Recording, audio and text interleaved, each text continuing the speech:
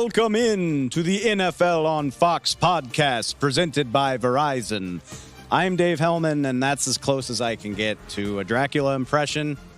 It's that time of year. It is the Halloween season, not quite Halloween itself, but close enough. It's a spooky episode of the NFL on Fox podcast, and it couldn't be a better week for it. A scary week 8 in the NFL. We had heavy favorites getting scared by some underdogs. We had a day of truly terrifying wide receiver performances, had some pretenders costuming around as contenders. We even had a house of horrors that was the Jets-Giants game up at MetLife Stadium. Ugh, don't make me talk about it. All that and a whole lot more for this Halloween-themed episode. You know the drill. If you listen to the show, we typically call it the Sunday Six, the 6 storylines that you need to know coming out of week 8. This week, we're going to call it the Sunday Scaries. Why not just commit to the bit? Enjoy the holiday. There's no better place to start coming out of week 8 than the number one item on the agenda, the scariest team in the NFL right now, and that is the Philadelphia Eagles. The top of the show is for the Birds. The Philadelphia Eagles down the Washington Commanders on Sunday, 38-31. In a league full of parity, the one-loss team is king. Yes, the Philadelphia Eagles, the only team in the league with just one loss. I'm joined now by the guys at FedEx Field who called this thriller, Mark Schlereth and Chris Meyers. Guys, it's been an adventure for the Eagles both times they've played the Commanders this year. They get a win in both of them. I heard y'all talking about this toward the tail end of the game. It's easy to critique the Eagles. Maybe at this point they're supposed to have looked more dominant, but after a certain point, don't you think it starts to become useful experience for this team that they are learning how to fight through adversity like this? The Eagles can beat you in a lot of ways. It's just which way we have to step up this week to win the game. They didn't run the ball necessarily very much, but Hurts had the big 4-touchdown game. They can win in so many different ways, and they showed it again. And I don't think that, there's oftentimes you match up with an opponent, right? And there's some teams that just match up well with you.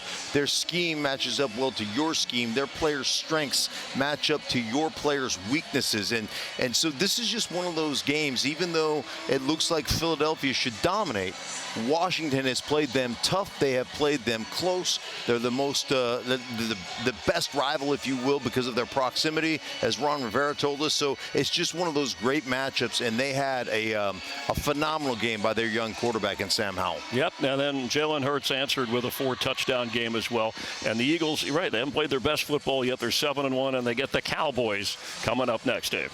It's going to be phenomenal viewing experience. One last thing before I get y'all out of here. I mean, look, I don't know what else you can say about A.J. Brown, but can you try something for me? 8 catches, 130 yards, and 2 touchdowns. Well, his historic streak of 6 straight, nobody's ever done it in the history of the game of 125 receiving yards or more. And we saw catches today, Mark, where 2 guys were on it, where it seemed almost impossible, yet he made the grab. So physical. I think the one thing from the neck up, the understanding of where the leverage is, how they're trying to cover him. So being able to change your route, being able to change the catch point, all those things, he and his quarterback and Jalen Hurts are so connected. So I think that's a big part of it. And then so physical and just goes out and snatches the ball out of the air, right, and takes it away from people. He's having a phenomenal season so far, and he is a treat to watch. Yep. His head coach, Nick Sirianni, says he does a lot without the ball. It's in the details. He gets other people open. Obviously, he makes the catches when the ball comes his way, Dave. Always very fun when it's Eagles Commanders. Guys, thanks for the time and safe travels. You got it. Take care. I personally think about the Eagles like a NASCAR driver or a drag racer that just wins race after race without ever having to hit top speed. Like the car can do it. They just haven't needed to. That's been the trend all season. They did it again on Sunday. I feel like I'm running out of ways to say this. I have yet to be truly impressed by the Philadelphia Eagles. But as we're going to get to in this episode, they are more consistent and find more ways to win games than literally everybody else in the NFL. Other teams getting upset on a more regular basis. Yes, I'm well aware the Eagles lost to the New York Jets. Everybody else has multiple clunkers on their resume, even the very best. Whether you want to talk about the Baltimore Ravens finding ways to lose to teams like Pittsburgh, or the 49ers now on a 3-game losing streak, or the Kansas City Chiefs. We'll get to the Chiefs. Don't worry about it. Eagles, a much more consistent team. And even in games where they start slow or struggle with turnovers or all of the above, they find ways to get the job done. They're behind 14-3 to the Commanders before it even feels like this game is underway. They ultimately go up 38-24. By the end of this game, the Eagles were in much more control of things than the final score indicates. Sam Howell drives Washington down to what I'll call a garbage time touchdown to cut it to a 1-score lead. But really, all doubt that the Eagles were going to win went out the window with 4 or 5 minutes to play in the game. Eagles put up 374 yards of offense. They score 5 touchdowns, and that is with 2 red zone turnovers. Kenny Gainwell and Jalen Hurts both turned the ball over inside the 5-yard line, or this might have been an even bigger laugher than what we already saw. Of course, you can find criticisms with this team. The fumbles, chief among them, Jalen Hurts, I think you can officially say he's struggling with turnovers. He's turned the ball over 11 times on the season. I think Eagles fans got a little angry with me on Sunday when I pointed that out on social media. The Eagles can be 7-1 and be a good team, and Jalen Hurts can play really well. He did throw 4 touchdowns, no interceptions in this game. Still, 11 times on the season at the halfway mark, which is far more than he had in the entire run of the Super Bowl last year. It is worth criticizing, but it is still impressive that the Eagles are able to overcome it and win games a lot of times convincingly despite those struggles. Chalk it up to the NFL. The Eagles secondary, even with Kevin Byard now in the lineup, another leaky day. It's amazing. Same team that completely shut down Miami a week ago gives up 397 yards to Howell, as well as 4 touchdowns. Again, they give up 10 points to Miami, the most high-flying offense in the league, and Washington manages to slice them and dice them. Jahan Dotson and Terry McLaurin both scoring. But I still feel like we're nitpicking here. Hurts goes 29 of 38. A.J. Brown, we'll talk more about him later. We talked about him a minute ago. NFL record, 6 games with 125-plus yards. They arguably have the best receiver doing it in the NFL. And in the second half of this thing, when the outcome is still in doubt, when the score is close or the score is tied, the Eagles defense did buckle down enough to force 2 turnover on downs, as well as picking Howell off to give the offense time to put this game away. It has yet to look as pretty as I think it could. Similar mistakes cost them against the Jets. I'll say it one more time. If you're shrugging off the turnover issues, I promise you the Eagles aren't. You're eventually going to get bit playing that way. It has happened to them in the past. It happened to them last year against Washington. But just 1 loss on the year while everybody else has 2. They are the most consistent thing going officially. That's not a matter of opinion. You can see it in the standings, and man, what perfect timing, because the schedule is about to pick up in a big, big way. I know the Eagles just beat Miami. I'm not trying to take credit away from them for that, but it's going to be very, very hard here over the next 6 weeks. The next 6 opponents, all of them would be in the playoffs if the season ended today. They have a combined record of 34-14, and you know where this is going. The next one, maybe the one that they would want to win most of all, certainly the game that I'm looking forward to winning most of all, starts next Sunday on Fox against the Dallas Cowboys. We couldn't set this up any better if we wanted to, because item number 2 on our list of Sunday scaries, a scary-looking Dallas Cowboys team back to their old ways, thrashing the LA Rams 43-20, one of the most lopsided results of the weekend. 49er game feels like a distant memory. They're cruising. Kevin Burkhardt and Greg Olsen on the call at AT&T Stadium. Guys, so much of the talk about this Dallas team was about the offense coming out of the bye week, getting the passing game going. Is it as simple as saying maybe just look for the guy wearing number 88? I think going to 88 kind of works. It was a career best game for him today. Yeah, I mean, obviously that was the clear. I think Brandon Cooks continuing to find explosive plays, impact plays. Maybe not a million catches, but the limited catches he does have are impact. 4th down conversion, the long touchdown there at the end. I think this is what we need to see out of this Dallas offense moving forward, the explosive plays, attacking downfield. We know Dak Prescott can operate and be efficient in the short yardage passing game. Today, it was the downfield passing game that really opened things up. And when they play at this level, with that defense and these special teams, it's about as good as a product as you're going to see in this level. The explosive. They were having trouble. They were only 22nd in the league this year in that category. Today made up for it. One sequence I want to touch on real quick, and it was, the Rams get touchdowns up back-to-back possessions coming out of halftime. It's looking like this could get interesting. And Dallas just kind of put their foot down on the pedal, knowing that they're going into a big game against Philly. How impressive was that to see them kind of, take control of the game again after that Rams rally? Dave, I agree. You can answer for you, but I think that's what Mike McCarthy wants this to look like, right? Everyone thinks he wants to be this conservative coach. I don't think that's the case. I think he wants to get the big lead with the explosives and then run it down your throat late. That's kind of what they did. Yeah, and that's the formula in the NFL if you can do it. And very few teams have the people and the personnel to pull it off. I think Dallas is one of those groups that can operate in that kind of regard. But that drive you mentioned, they just got the 2-point conversion on the little trick play to Stafford, kind of where he re-jammed that finger back up. But then it went on. What felt like the entire third quarter, Dallas had the ball. It was just third down conversion after third down. It was 9 minutes, by the way. 9 minutes. I mean, it was remarkable. That was the difference in the game. They took it from 16, kicked a field goal, made it 19, and it was over from there. Sets the stage for a huge one next week. I know y'all will enjoy it. Cowboys, Eagles. Appreciate the time, guys. There might not be a scarier place in the NFL than AT&T Stadium over the last season or so. I was shocked to hear this. The win against the Rams was the Cowboys' 11th straight at home. And it's not just that they win at AT&T Stadium. They win by an average of 17 points. You go into Arlington, Texas, you often wind up getting beat down by this Cowboys team. It befell the Rams on Sunday. And with all due respect to the Dallas defense, we've seen them do this song and dance before. They're very, very good, and they did it again. Cowboys got after Matthew Stafford. They sacked him. They hit him 5 times. As you would expect, Micah Parsons was a big, big part of that.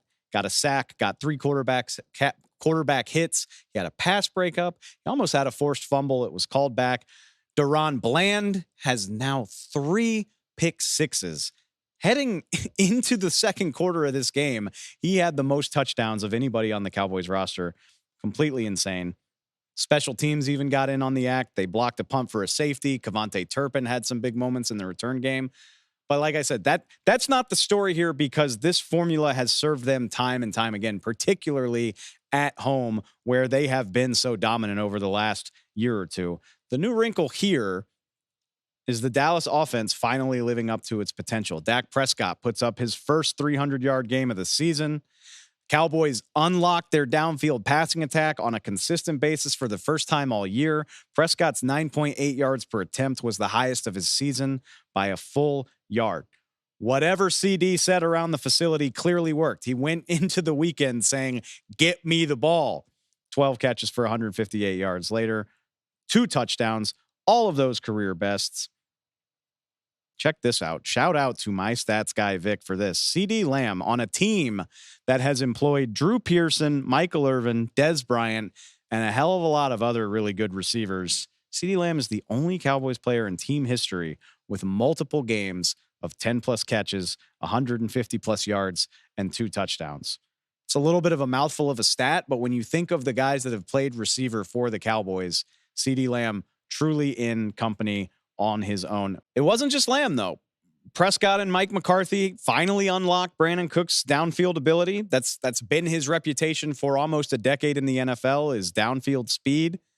Cooks finishes with 3 catches for 49 yards, has a 25-yard touchdown. It's the type of thing that can open up defenses, is the ability to hit plays downfield.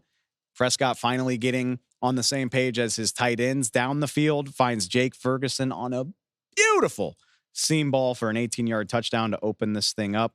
All things considered, most complete game of the Cowboys season. All 3 elements were humming in a way that we just haven't seen. Usually it's been one or the other, or a truly glaring weak point, but even special teams got in on this, and it's just in time.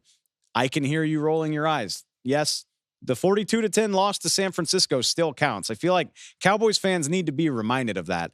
The Niners losing 3 games in a row doesn't diminish what they did to you just 3 weeks ago. Still counts in the standings, still something we all watched happen. But with each new week comes a new opportunity to prove yourselves, and what an opportunity this is. Cowboys going on the road up to Philadelphia right here on Fox. Eagles, Cowboys, 7-1 versus 6-2. 2 of the best handful of teams in the NFL throughout the season, and we get to see Dak. We get to see the Cowboys in another measuring stick opportunity. They fell short last time, but there is no time like the present. Nobody has bigger Sunday scaries coming out of Week 8 than the Kansas City Chiefs. That is where we are going in this week's edition of the Coaching Spotlight. Today's Coaching Spotlight is brought to you by Verizon. It's the official private wireless network of the NFL's coach-to-coach communications. Kansas City Chiefs go out to Denver, and they fall 24-9. That is why we are talking about the Broncos' coaching performance. Sean Payton, for sure. More specifically, Vance Joseph, the defensive coordinator of the Denver Broncos. They've been through hell and back. A lot of it justified, but when we're this hard on the Broncos, we're for sure going to give them their moment in the sun. For as horrible as a season as it's been for them, they are riding a win streak. It started with Green Bay last week, but this is the centerpiece, a 24-9 win against Kansas City that we will remember throughout the season. By beating the Chiefs, Sean Payton has snapped every awful kind of streak you can imagine. Where should we start? Should it be the Chiefs' 16 straight wins against Denver? Should it be their 13 straight wins against the AFC West? Patrick Mahomes' 12-0 record against the Broncos? His 16-0 road winning streak against the division? How about 29 straight games with a passing touchdown? They're all done. They are all over. A truly, I'll say, embarrassing performance for the Kansas City Chiefs. Even if you're going to lose, you can lose with a bit more dignity than what they mustered against a Denver team that they handled easily just 2 weeks ago. Peyton's going to get the credit for overseeing it. He is the known name. He is the Super Bowl winning head coach that was brought in to fix the issues in Denver. But I want to focus on Vance Joseph. The Broncos defensive coordinator was already in a really strange position.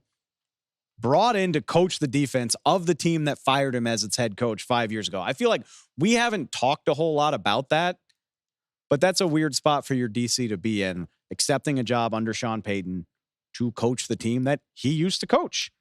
If that wasn't bad enough, Joseph and the Broncos defense has been under some very, very deserved scrutiny. This is the team that allowed 70 points to the Dolphins back in week 3. Wouldn't know it. From the last 3 weeks, they've held their last 3 opponents to 19 points or less, including 2 games against the Kansas City Chiefs, this being their most impressive of all. They frustrated the Chiefs into 5 turnovers on the day, 9 points, 3 field goals. It's the first time the Chiefs have failed to score a touchdown since week 7 of 2021 against the Tennessee Titans. So just over 2 calendar years since the Chiefs were held out of the end zone. And like I said, this comes just 2 weeks after the Broncos went to Kansas City and held the Chiefs to 19 points. They frustrated them that night on Thursday Night Football. Forced 4 field goals, only allowed 1 touchdown. Chiefs win with just 19 points, which typically you hold your opponent below 20. You feel good about your chances to win. Don't do it then. Don't get the win. So what did Vance Joseph and the Broncos say? Okay, we'll cut it in half. We'll cut the Chiefs' production by 50%. 9 points against Patrick Mahomes, against the Kansas City Chiefs. Not the end of the world for the Chiefs. You're going to lose games, but the type of performance that prompts some soul searching, just can't get anything going. And they get flat out dominated. We were joking in the studio. As long as you have Patrick Mahomes, you have a chance to come back. And throughout that second half, you were waiting for the rally. You were waiting for the Mahomes magic. Certainly made a handful of Patrick Mahomes-y type of plays, but just couldn't string anything together on a regular basis. And now the Broncos, led by their defense over these last 3 weeks. It's again, they scored 24 points. It's not like the offense was lighting the world on fire in this game. But with the defense rebounding under Vance Joseph the way it has, it's got you feeling much like the Jets earlier in the season and continuing. We'll get to that in a minute. When the defense is playing like this, it's going to keep you in a lot of games. I don't know how much it changes their projection for the season. Chiefs still seem like they're in control of the AFC West until further notice. It'll be curious to see how it affects the trade deadline. We spent so much time talking about all these guys the Broncos are going to ship off. But if they're playing this well, and Jerry Jeudy and Cortland Sutton, to their credit, were a big part of the offense's success in this game, it makes you wonder if they're going to be as willing to sell everybody off or if they try to rally and put a run together. I think maybe we're getting a little bit ahead of ourselves, but an incredibly impressive day from Sean Payton. And like I said, more specifically, Vance Joseph. Broncos got their biggest bully off their back, and it is worth giving them some recognition. Continuing the Sunday scaries, what could be scarier than somebody rising from the dead? And that certainly seems to be what the Cincinnati Bengals are doing. They even did the Thriller dance in the end zone, like the zombies in the music video.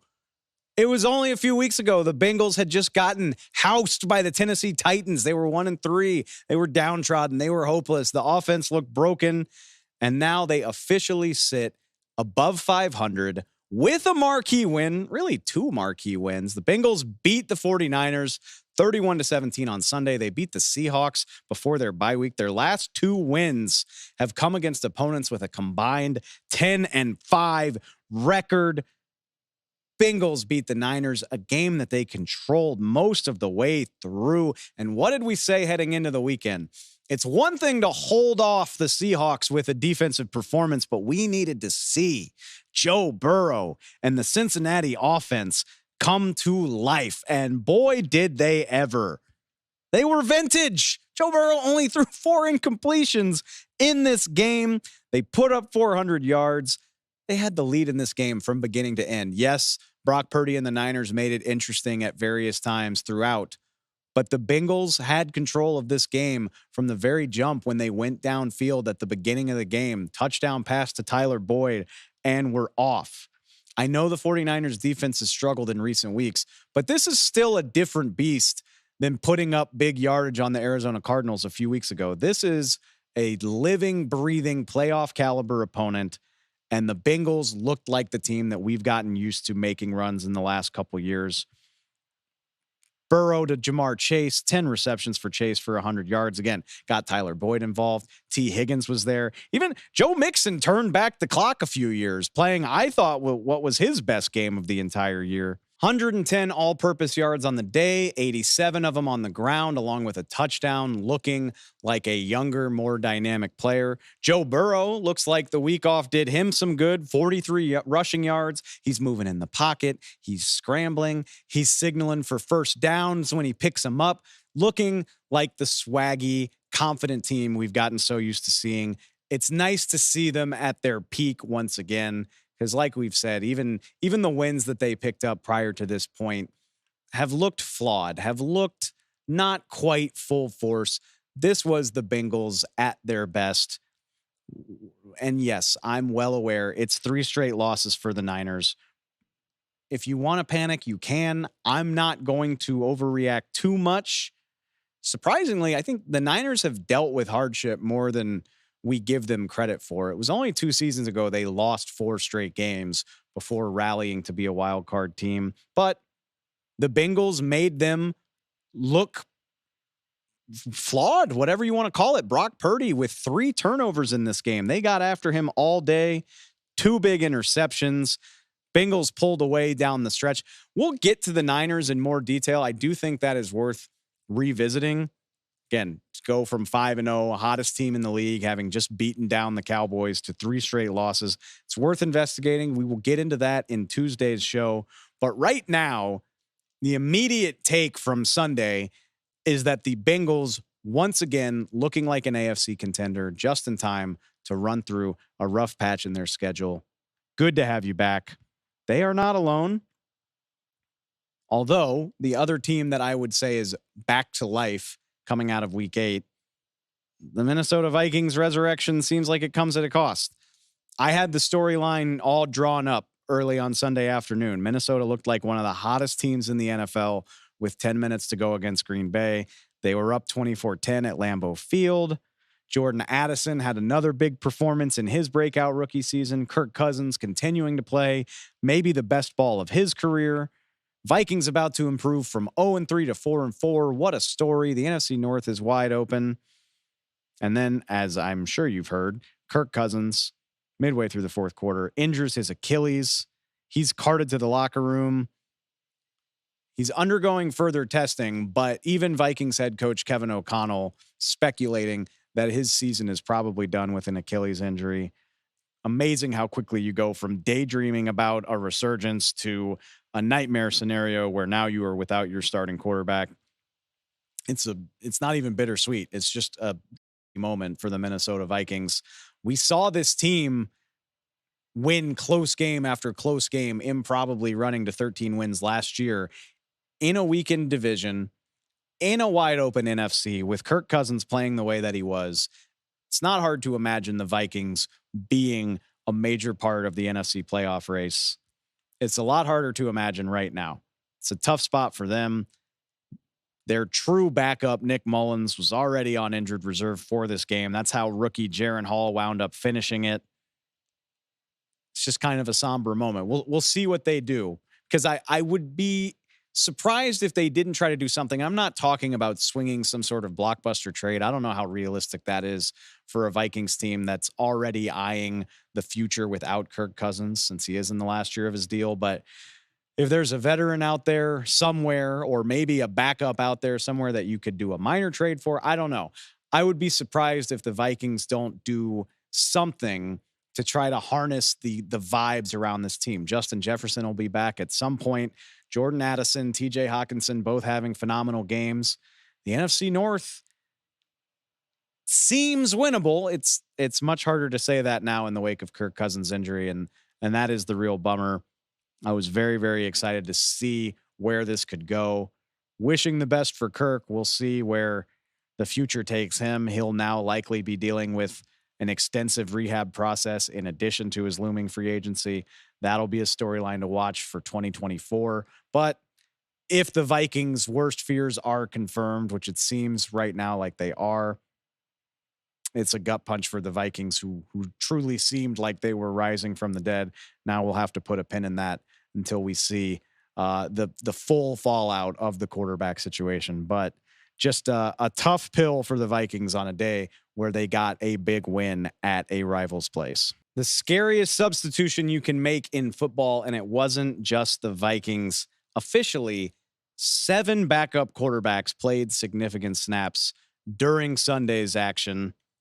We can get to the other 6 in a minute, but we are starting this segment off. How do you start with anybody other than Will Levis? Nothing scary about it, really, other than why the hell didn't the Titans try this earlier in the season? You know the story of Will Levis coming out of Kentucky, falls to the second round of the draft. He misses most of the preseason with an injury. He's a healthy scratch for the first 6 weeks of the season. Sounded scary. Tennessee playing a rookie with basically no experience against an Atlanta team that was on top of the division. He gets the shot to start because Ryan Tannehill's out with an ankle injury. And sure, how do you respond other than 19 of 29 for 238, 4 touchdowns, a quarterback rating of 130? And yes, it is absolutely as insane as it sounds. Will Levis is just the 3rd quarterback in the history of the NFL to throw 4 touchdowns in his first career game. The other 2, Fran Tarkenton, all the way back in 1961, and weirdly enough, eerily enough, fitting for a Halloween, Marcus Mariota, also for the Tennessee Titans. Go figure. 2 of the 3 are for Tennessee. Odd stat. Will Levis, flamethrower, does not do it justice, to be honest. My God. I come out of this game wondering if the Falcons even realized how strong Will Levis's arm was. They looked completely unprepared for how easily this guy can flick the ball 60 yards downfield, or if they weren't If they knew, they weren't ready for him to have the guts to try it. Feels like that had something to do with how Will Levis managed 3 touchdown passes of 30-plus yards in this game. Found 6 different receivers. He threw more touchdowns in his rookie debut than Ryan Tannehill had managed in the Titans' other 6 games combined. Titans offense looking like a completely different attack in this game. Opened up the run game for Derrick Henry. He has a nice 100-yard day. We know how much the Titans like to lean on the run game. And when they weren't doing that, having this guy with a rifle for an arm, just firing it 30, 41, 60 yards downfield. DeAndre Hopkins, we'll get to him in a minute. Just incredibly impressive day. It's just a testament to the excitement that a bump at the quarterback position can bring you. I'm sorry to Ryan Tannehill. And I know it's not always going to look that great for Will Levis, but knowing that you just drafted this guy and knowing that Tannehill's nearing the end of his contract, this feels like a changing of the guard. If it's not, it damn well should be. I don't know who the Titans are trying to kid going back to what they looked like the previous 6 weeks when this is sitting there waiting for them. It won't always be this beautiful, but it's a hell of a lot more entertaining than what we've seen from the Titans anytime in recent memory. Will Levis, welcome to the NFL with gusto, my dude. Elsewhere, plenty of other teams turning to backup quarterbacks. Actually, in the same game, Atlanta turned to their veteran backup, Taylor Heinicke. Remember, they signed him out of Washington, people calling for him to start over Desmond Ridder. He gets the shot in the second half. Desmond Ridder, he was evaluated for a concussion. Falcons making sure we all know that this was injury related, not performance related, but hard not to notice that Heinicke led the Falcons to 250 second half yards and 20 points when they had 89 yards and 3 points at halftime. I'm not trying to take anybody's starting job. Well, I guess I am because I just advocated for Will Levis over Ryan Tannehill. I'm not necessarily trying to take Desmond Ridder's starting job, at least not right now, but you have to be watching it. The Falcons fall to 4-4. The NFC South, so wide open, with the exception of the last place Panthers. The other 3 teams in that division are either tied or within a game of each other. It's going to be a mud fight, if I had to guess. Just a real gross slog to 8 or 9 wins. But if Taylor Heinicke can give you a spark like that, it's something worth thinking about. Based on what we've seen from Arthur Smith this season and his fierce defense of Ridder, I think more is going to have to happen before he makes that change, but there's still a lot of season left. Elsewhere, New York Giants were already turning to their backup, Tyrod Taylor. Of course, Taylor goes out with a rib injury in the second quarter of maybe the ugliest game that we'll see this season, maybe the ugliest game that we've seen in 5 seasons. The Giants call on practice squad quarterback Tommy DeVito after Taylor leaves. He goes to a local hospital to be evaluated. Best wishes to Tyrod Taylor. Tommy DeVito, 2 of 7 for -1 yards as a passer. That's not a typo. He rushes for a third quarter touchdown that puts the Giants ahead. Giants somehow managed to squander this game despite having a 3-point lead in the dying seconds. They miss a field goal that would have all but iced it. I'll be very honest with you. I really only played close attention to overtime of this game, and I'm so okay with that. If you want a more detailed analysis of a 13-10 rock fight, I'm not going to have my feelings hurt if you go find it somewhere else. The Jets and Giants were 4 of 34 on third down in this game. 24 combined punts. Kudos to the Jets. Best wishes to Tyrod Taylor. That's about all the energy I've got for that. Backup QB dominated the nightcap as well. Tyson Bagent looked like the storybook was going to continue, y'all. The first throw of the night for the rookie, Shepherd University. The underdog story, the Cinderella story, his first throw against the Chargers on Sunday night goes for 41 yards to Darnell Mooney. Felt like it was the next chapter in the fairy tale. That's about the only thing that went according to script for Bagent or for the Bears. He did rush for a touchdown, also picked off twice by the Chargers. A very un-Chargers performance in the sense that it went according to their plan. The Chargers run the Bears out of the building. Easy win at SoFi Stadium. We'll see how much longer Bagent starts in place of Justin Fields. Remember, Fields dealing with the hand injury. A spooky kind of day for most of the backup quarterbacks. Not you, though, Will Levis. Hell of a debut. Let's wrap up these Sunday scaries with the most terrifying thing that came out of Week 8, in my opinion, and that is these scary good receiver performances, even in a league with this much passing production, with this many Pro Bowl, all-pro caliber receivers. Sunday was ridiculous for the amount of eye-popping receiver stats, eye-popping catches that came out of it. Let's start it off. A guy we've already talked about. He deserves the top billing for now. A.J. Brown, 8 catches for 130 yards and 2 touchdowns. If you haven't seen him, go watch him. Disgusting, dominant circus catch touchdowns. He sets the NFL record for consecutive games with 125 yards or more, 6 straight of them. By the way, that doesn't include the 31-yard defensive pass interference flag that he drew that got the Eagles down to the goal line. You're just not supposed to be able to bully people at the catch point like A.J. Brown does. And all season long, it seems like when they get in trouble, which they have, they say, screw it, throw it up to A.J. And wouldn't you know that it always works? Talked about it with Peter Schrager last week. I don't know that you can definitively say he's the best receiver in the NFL right now. There's a few guys that we're going to get to right now. But in terms of physical dominance, I don't know that there's anybody coming close to A.J. Brown. We lumped the Eagles and Cowboys together at the top of the show. Why not do it right now? CeeDee Lamb coming in next, putting in his best performance as a pro, which is saying something. Lamb asked for the ball Thursday of this week, heading into the weekend. And I think I understand why. 6 of Lamb's 12 catches picked up a first down on Sunday against the Rams.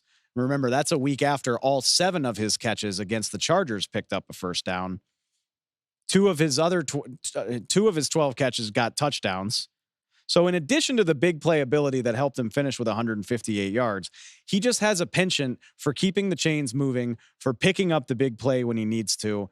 No better embodiment of that than a key 2nd and 17 early in the Rams game. He catches it over the middle. He bobs and weaves through about 3 tacklers. He gets to the chains. That is the type of ability that he has.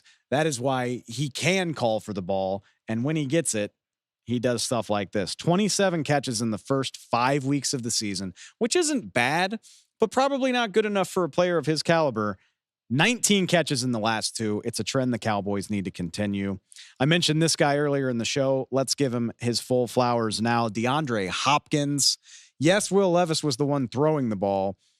DeAndre Hopkins was easily the biggest beneficiary. His first big performance, really big performance since joining the Tennessee Titans. I think a lot of people kind of rolled their eyes at that addition. People thought Hopkins might want to go to more of a contender. Maybe he followed the money. Well, that might be true, but if he's playing with Will Levis, he's got a hell of a lot more opportunity to make an impact in the passing game. 4 catches, 128 yards, 3 touchdowns. It's his first game with multiple touchdowns in 2 years. It's his first game with 3 touchdowns in 6. Seems like he's still got some gas in the tank. Maybe he just needs somebody that can get him the ball on a more consistent basis. Big, big day. Next name, no surprise whatsoever. What else can we say about Tyreek Hill? Ho-hum, 8 catches for 112 yards and a touchdown against the Patriots. Not a particularly terrifying stat line for him anyway. The most consistent deep threat in football until you take a closer look and realize Tyreek Hill is the first player in NFL history to put up 1,000 yards in his first 8 games. He already has 1,000 yards. That used to be the benchmark for a successful season. Now it's the appetizer. I think he's not getting as much MVP consideration as he did last year, but in terms of what he does for an offense, it's hard not to say he has the biggest impact just in terms of the attention that has to be paid to him. The guy is on pace for 2,100 yards and 17 touchdowns. It's absurd. He's good enough that his performance getting to 1,000 yards completely overshadows the fact that he didn't even lead his team in receiving yards. Shout out Jalen Waddle, at least worth a mention. 7 for 121 and a touchdown of his own against the Pats. These 2 guys are ridiculous. Tyreek Hill gets the top billing, 1,000 yards in his first 8 games. Even in the modern NFL, just how? Another guy that we touched on, Jamar Chase, officially back to his old ways. 10 catches for 100 yards and a touchdown. Over the last 3 weeks, he's averaging 10 catches per game. Yeah, when I talk about getting CeeDee Lamb the ball more, this is what I'm talking about. Averaging 10 catches per game. It's funny to remember the season started off with Jamar Chase saying, I'm always effing open, because he was that frustrated about how he was getting forgotten in the game plan. He had 70 yards after the first 2 weeks of the season. It's staggering to remember how far the Bengals have come since then in the last 5 weeks, averaging almost 120 yards per game. Turns out he was right. He's always effing open. Gonna wrap this up. These guys, they star on your fantasy team. They're all Pro Bowlers. But we are gonna wrap up this scary Sunday for receivers. Give an unheralded guy some shine. How about Rashid Shaheed from the New Orleans Saints, the speedster? Not going to put him in the same sentence as a Tyreek Hill quite yet, but the same type of downfield, impressive, terrifying speed. He only has 23 catches this season. Not a volume guy at all. Averaging 21 yards per catch. So when Derek Carr puts the ball up for him, it's usually going for a big game. That was definitely the case in the Saints win against Indianapolis. Final stat line, 3 catches, 153 yards and a touchdown, literally averaging 50 yards per catch. It's about as efficiently as you can torch a defense. Rashid Shaheed. If you don't know him, you should know him. I don't know if he's going to do that every week, but he has the ability to put those plays up on a regular basis. He's done it in most of the Saints games this season. If Derek Carr was smart, I would keep doing it. All right. That just about wraps it up for a spooky Sunday wrap-up for Week 8. Make sure you stay here. We've got another episode of Ask Glazer coming up after this. We'll also be back Tuesday. We've got the news from around the league. We got Monday Night Football, Raiders traveling to play the Lions, see what happens there. We're going to dive into the 49ers, like I mentioned, from 5-0 to 5-3. We'll see what ails them, see if we can get to the bottom of it. Going to be a jam-packed show. We appreciate it so much. As always, please go find us on Spotify. Go check us out on Apple Podcasts. Subscribe to the YouTube channel. However you digest your NFL content, however you find your podcasts, we will be there for you. I will see y'all next time. I appreciate it. Welcome in. It's time for another edition of Ask Glazer with our NFL insider, Jay Glazer. The costume, man. I appreciate it. Yeah, that's spooky. You should have seen it. I did it big for Saturday. I should be like this. When I first looked at you, I should have been like, "Oh my god!" Yeah. I'm dressed as an LA hipster today. Jay, it's the last episode we do before the trade deadline. Mm-hmm. So, can you guess what I will be asking you about today? Free agency. I mean, it's like the free agency. Draft. It's like the free agency of the fall, right? Yeah. I mean, it's the trade deadline taking on bigger and bigger significance. Final episode of Ted Lasso made me cry. Yeah. Honestly, it was a good one. All right, I mean, let's get into it. We won't have to do this next week, so let's do it big with some trade requests. Starting off with Carly. You talked about this on Sunday morning, the Washington Commanders.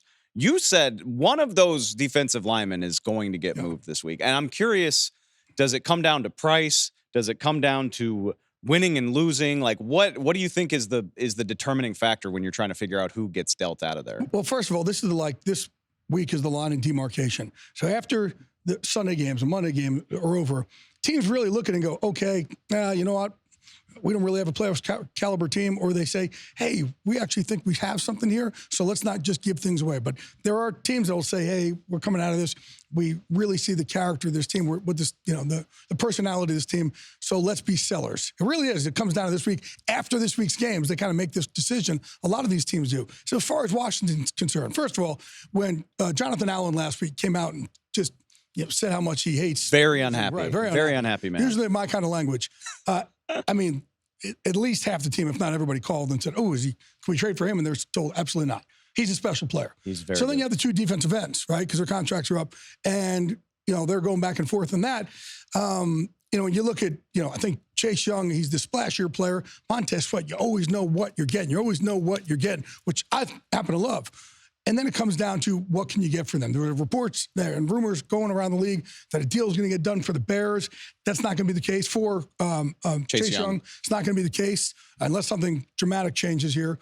But they're going to end up having enough offers where they could play the offers off each other and get something good for one of those guys. But the other thing, too, is when you bring a guy like that in, you don't want to really just rent a guy for a year. You want to get him done to a long-term extension. So I do see something happening. But the other interesting part is in Washington, you have a new owner, right? And if the new owner doesn't think, Ron Rivera and Martin Mayhew are their guys, then Martin Mayhew and Ron Rivera are going to want to hold on to everybody as much as they can because they don't want to ship people out where they're going to lose and get draft picks for the next guy. They want to win. So they kind of get caught in an interesting position. The politics of all of that are fascinating. And I wonder, this isn't her question, but is there a team with an offer out there you think maybe the result doesn't go their way and they up it? You know what I mean? All right, screw it. That'll happen. Well, not only that, there are look, the Raiders told people we're not trading Devontae Adams, right? They told people last week.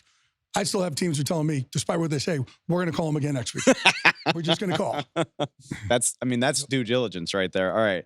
Question from JW. Another guy you mentioned on Sunday morning, Derrick Henry. The report comes that the Titans tell him that they're not going to trade him, but as you very astutely pointed out, that's kind of all politicking. Where does that stand? It's almost like we didn't get the deal we want, so now we're going to go and tell you, no, we love you, we're not trading you. But it's not particularly over because, as one team told me, we still think we're in talks with them, right? And there are other teams who are going to call. We were on the phone with them 2 days ago. So, it might be just a great, ploy by Brand Carth and their GM to say, no, it's off the table. So you really come and bowl them over with a better offer. There's a lot of these little things that happen. There are things that happened the previous week where some GMs will try to plant stuff in another GM's head. Sure. Hey, man, if you guys lose next week, this guy, man, we could, I think we'd be interested in him. If you lose, and just kind of just put it in their head about how they would benefit by this team, giving them draft picks for that player, where that team may not even thought about trading that plaplayer. They don't know that we know that they know that whole routine. I know that you know that. I don't know that you don't know that I know. I love this. You know what I mean? I think I followed that. I think I followed that. I love this question from Shedrick. He wants to know about Atlanta. It's a very interesting position for them. They're on top of the division. Certainly seems like a team that could be buyers, but I don't think people view them in that contender lens just yet. Have you heard anything about them? Yeah, well, they were linked to Ryan Tannehill. That's not going to happen. Right. And Arthur Smith loves Ryan Tannehill. That's not going to happen. But yeah, could they? I don't see them. I know they're going to talk for people about pass rushers, like we're talking about here. So yeah, they could be in it for a pass rusher. But there's not like these splashy names that they're not going after a splashy name. Got you, Terry. I'm ready to be done talking about this just because we've been talking about the Broncos potentially trading everybody since week 2, probably. And here we are at the deadline.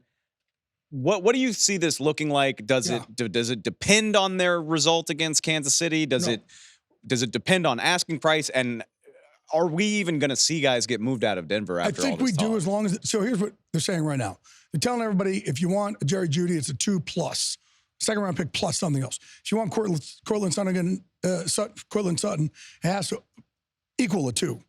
And then even for Patrick Surtain, it's not what we want to do, but if somebody's going to come with a Jalen Ramsey type deal of 2 1s plus, they maybe listen to it, maybe not, because they know what kind of study is. But I do think that at the end, George and Sean Payton, a cute little married couple over there, they sit there at the end and they go, okay, what's our best offers right now for either of these receivers? Which one are we going to take? I think they take one, not both, but I'm not sure. There's still a lot of time left. There is, and there's not a lot of receivers out there. The receivers out there, Hunter Renfrow. There's not a lot of receivers out there. And the situation there, especially Jerry Jeudy, I think I get why people ask about it because those guys are easier to move than a Devontae Adams, for instance. All right, I'll get you out of here on this note. Interesting situation going on with the quarterback in Cleveland. Nico wants to know, can the Browns get out of Deshaun Watson's contract? Should they want to? Fully guaranteed. Right. No, can't get out of it. Fully guaranteed. And also, look, let's say everything got a trade partner. Who's going to want to trade for him right now? Hasn't played well enough. No. And all the teams that kind of dodged the bullet and didn't trade for him. Remember, Miami was going to send over 3 ones and Carolina was going to send over 3 ones. They're really happy. Sometimes this league is about the trades you don't make. Sure. And they're very happy about not making those trades. But I will tell you this, just as far as the injury, like, is he, people think he's even like, he's not really hurt. He's hurt. It's a weird injury. It's this subscapularis muscle. It's under, like, it's basically under the rotator cuff. Right. But it's the biggest muscle there. It's attached to a tendon over there, which attaches to the bone. And if that thing isn't firing right, you're not able to follow through on your passes. So you can kind of come here, but you can't really go all the way down. And if your quarterback can't follow through on his passes, it doesn't really make sense to have your quarterback out there. Sure. So, and it's probably like a 4-week injury. They got him back a little bit early. It got aggravated. And because it's not an operation, and because you can't really shoot it, it's hard. You just got to sit there and wait. So you get frustrated because there's no exact timeline. And the Browns already had their bye week as well, which makes it frustrating on another level. But that's why that deal got talked about so much, right? I mean, there's not a whole lot the Browns can do. But this is also, you know, listen, as far as owners, that's why owners shouldn't step in and make deals. Like, you got to let your people be confident in who you hire to do those roles. Whether it's your general manager, your pro personnel director, your coaches, part of their job is scouting, right? That's what they do full time. It's not what you do full time as an owner.